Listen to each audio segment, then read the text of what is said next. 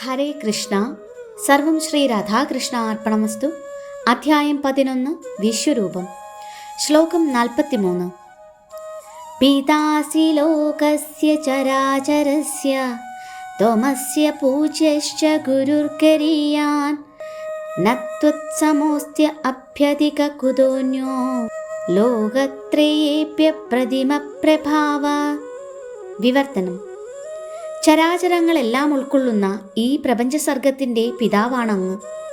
ആ പ്രപഞ്ചത്തിൻ്റെ ആരാധ്യപ്രമുഖനായ പരമോന്നത ആധ്യാത്മിക ഗുരുവും അങ്ങു തന്നെ. അങ്ങേക്ക് സമനായോ സമനാവാൻ കഴിവുള്ളവരായോ മറ്റാരുമില്ല. അങ്ങനെയാകിൽ ഹേ അതുല്യപ്രഭാവനെ, 3 ലോകങ്ങളിലും അങ്ങേക്കാൾ ശ്രേഷ്ഠനായിട്ട് ആരാണുള്ളത്? ഭാവാർത്ഥം. പുത്രന് പിതാവെന്ന പോലെ മനുഷ്യന് ആരാധ്യനാണ് പരമദിവ്യോത്തമ പുരുഷനായ ശ്രീകൃഷ്ണൻ. ആദ്യമായി ബ്രഹ്മാവിന് വേദം ഉപദേശിച്ചതിനാലും ഇവിടെ കുരുക്ഷേത്രത്തിൽ വെച്ച് അർജുനന് ഗീത ഉപദേശിച്ചതിനാലും അദ്ദേഹം ആദിമ ഗുരുവാണ്. കൃഷ്ണനിൽ നിന്നാരംഭിക്കുന്ന ഗുരുശിഷ്യ പരമ്പരയുടെ പിന്തുടർച്ചക്കാരനാണ് ഉത്തമയോഗ്യനായ ആധ്യാത്മിക ഗുരു. കൃഷ്ണന്റെ പ്രാതിനിധ്യമില്ലാത്ത ഒരാൾക്ക് ആധ്യാത്മിക വിഷയത്തിൽ ആചാര്യത്വം അവകാശപ്പെടാൻ സാധ്യമല്ല. ഭഗവാൻ ഇവിടെ സർവഥാ വന്ദിക്കപ്പെടുന്നു. അവിടുത്തെ മഹത്വത്തിന് അതിരില്ല. ആത്മീയ ഭൗതിക ലോകങ്ങളിൽ ഒരിടത്തും കൃഷ്ണന് തുല്യനോ കൃഷ്ണനേക്കാൾ വലിയവനോ ആയി ആരുമില്ല. എല്ലാവരും അദ്ദേഹത്തിന് താഴെയാണ്. അവിടുത്തെ അതിശയിക്കാൻ ആർക്കുമാവില്ല.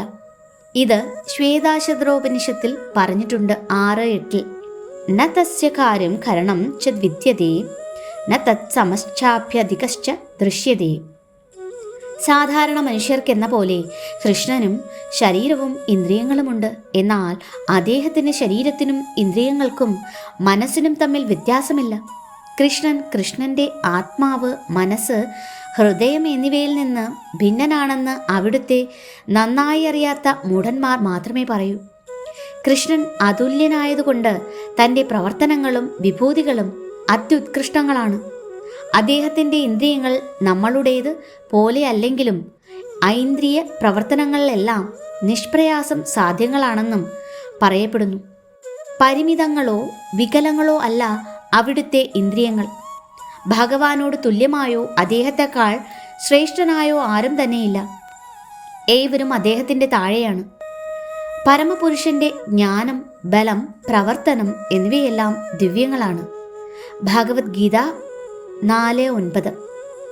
ജന്മകർമ്മ ച മേ ദിവ്യം മേവം യോ വേത്തി തത്വതഃ ത്യക്ത്വാ ദേഹം പുനർജന്മ നൈതി മാമേതി സോജുന.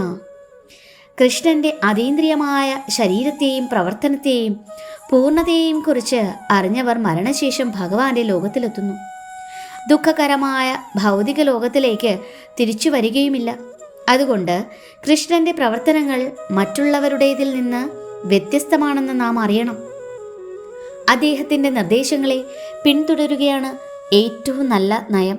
അതുകൊണ്ടേ മനുഷ്യന് പൂർണ്ണത നേടാൻ കഴിയൂ. കൃഷ്ണന് യജമാനനായി ആരുമില്ല. ഏവരും അവിടുത്തെ ആശ്രിതർ മാത്രം. ഏകലേ ഈശ്വര കൃഷ്ണ ആര സഭഭൃത്യ. കൃഷ്ണൻ മാത്രമേ ഈശ്വരനായുള്ളൂ, മറ്റുള്ളവരെല്ലാം അദ്ദേഹത്തിൻ്റെ ഭൃത്യന്മാർ എന്ന് ചൈതന്യ ചരിതാമൃതം ആദിലീല 5:142 സ്ഥാപിക്കുന്നു. ഏവരും ഭഗവാന്റെ ആജ്ഞയനുസരിക്കുന്നു. ലംഘിക്കുന്നവരായ ആരുമില്ല. അദ്ദേഹത്തിൻ്റെ മേൽനോട്ടത്തിന് കീഴിൽ എല്ലാവരും ആജ്ഞാനുവർത്തികളായി പ്രവർത്തിക്കുകയാണ്. ബ്രഹ്മസംഹിതയിൽ പറയുന്നത് പോലെ സർവകാരണങ്ങൾക്കും കാരണമത്രേ കൃഷ്ണൻ. ഹരേ കൃഷ്ണ. സർവം ശ്രീ രാധാകൃഷ്ണ അർപ്പണമസ്തു.